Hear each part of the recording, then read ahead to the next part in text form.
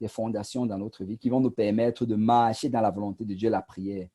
Il faut que le règne du Seigneur vienne. En fait, quand nous prions, ce n'est pas un moment de juste demander des choses à Dieu, comme je disais. C'est un moment de se soumettre à l'Esprit de Dieu. La prière, c'est un moment d'humilité. C'est un moment où tu t'humilies devant le Seigneur et que tu dis, Seigneur, non pas ma volonté, mais que ta volonté soit faite. Et quand nous prions, qu'est-ce qui va se passer? Si nous prions d'une manière quotidienne, d'une manière régulière, d'une manière assidue, c'est jour après jour, notre chair va apprendre à se soumettre. En fait, elle n'aura pas le choix à se soumettre à l'Esprit du Seigneur.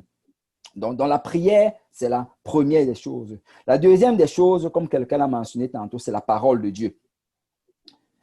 Voilà le verset de la sœur Tabitha, Romains 12, verset 2. Ne vous conformez pas au siècle présent, mais soyez transformés par le renouvellement de l'intelligence, afin que vous discerniez quelle est la volonté de Dieu, ce qui est bon, agréable et parfait. C'est la deuxième chose, c'est la parole de Dieu. La Bible dit ici qu'on ne doit pas se conformer au siècle présent. Mais qu'est-ce qu'on va faire? On va être transformé. Comment est-ce qu'on va être transformé? C'est par le renouvellement de notre intelligence. En fait, chaque fois qu'on va lire la parole de Dieu, ça va nous amener une nouvelle intelligence, ça va nous amener une nouvelle connaissance. Et alors que notre connaissance est renouvelée, on va pouvoir discerner la volonté de Dieu. Vous savez combien de fois nous avons lu la parole de Dieu et après l'avoir lu, on a réalisé que ce que je faisais n'était pas bien. Il faut que je commence à faire de cette manière.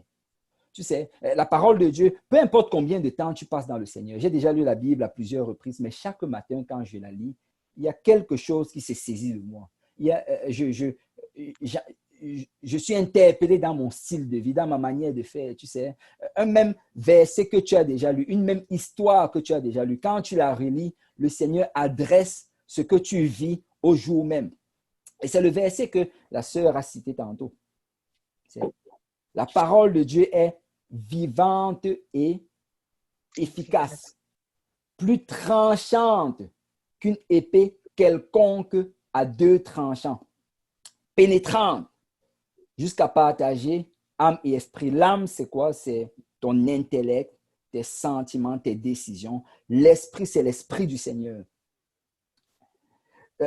Pénétrant jusqu'à partager âme et esprit, ce qui vient de toi et ce qui vient de Dieu. Jointure et moelle. Et je crois que j'en avais parlé la dernière fois. La moelle et la jointure, ils sont pratiquement inséparables. Mais la Bible dit que cette parole est tellement tranchante qu'elle peut séparer cela. Il dit par la suite qu'elle juge les sentiments et les pensées du cœur. Est-ce que vous savez que la parole de Dieu a même le pouvoir de juger tes sentiments? Vous savez, souvent, on pense que les sentiments sont des choses qu'on ne peut pas juger. Pasteur, je me sens vraiment mal aujourd'hui. Le Seigneur peut juger tes sentiments. Ton sentiment n'est pas